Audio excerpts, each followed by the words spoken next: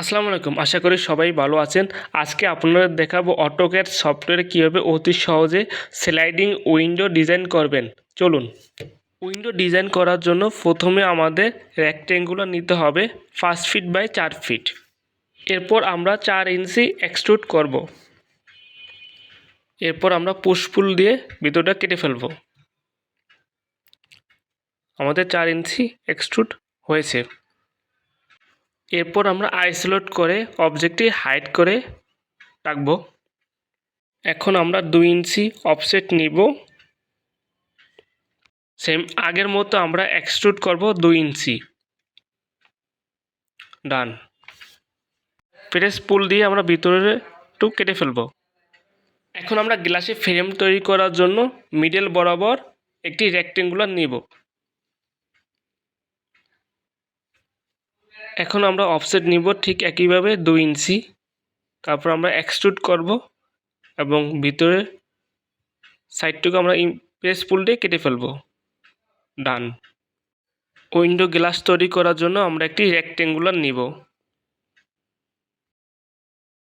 গ্লাসটি বোঝার জন্য আমরা একটি কালার দেব, যেটি আমরা লেয়ার থেকে দিতে পারি। এখন আমরা গ্লাসটি ম্যাটেরিয়ালস দেব। ম্যাটেরিয়াল সেকশনে গিয়ে আমাদের পছন্দের মতো যেটি দেখতে ভালো লাগে সেম গ্লাসটি আমরা সিলেক্ট করে দেব। আমাদের যেহেতু আগে গ্লাস ক্রিয়েট করা ছিল, আমরা ফার্স্ট ওটা দিয়ে দেখব।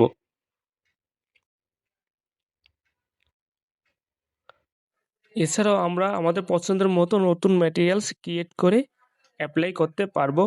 প্রয়োজনে আমরা বাম্পও ব্যবহার করতে পারবো। আমাদের ম্যাটেরিয়ালস তৈরি শেষ। এখন আমরা গ্লাসটি মিডল পয়েন্টে বসাবো।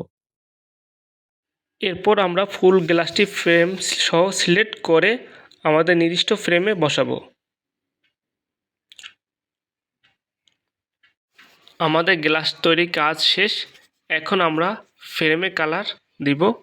যেহেতু ফ্রেম সাধারণত মেটালের হয়ে থাকে, আমরা ম্যাটেরিয়ালসে গিয়ে মেটাল সিলেক্ট করে ফ্রেমে অ্যাপ্লাই করব। এই জায়গায় আমরা আমাদের পছন্দের মতো কালার দিতে পারবো। প্রয়োজনে আমরা নতুন ম্যাটেরিয়ালস ক্রিয়েট করে ফ্রেমে অ্যাপ্লাই করতে পারবো। এখন আমরা যে ফ্রেমটি হাইড করে রেখেছিলাম সেই ফ্রেমটি পুনরায় আনহাইড করব এবং আমাদের পছন্দের মতো ম্যাটেরিয়ালস কালার অ্যাপ্লাই করব। আমাদের উইন্ডো ডিজাইনের কাজ কমপ্লিট। কেমন হয়েছে জানাবেন। ধন্যবাদ।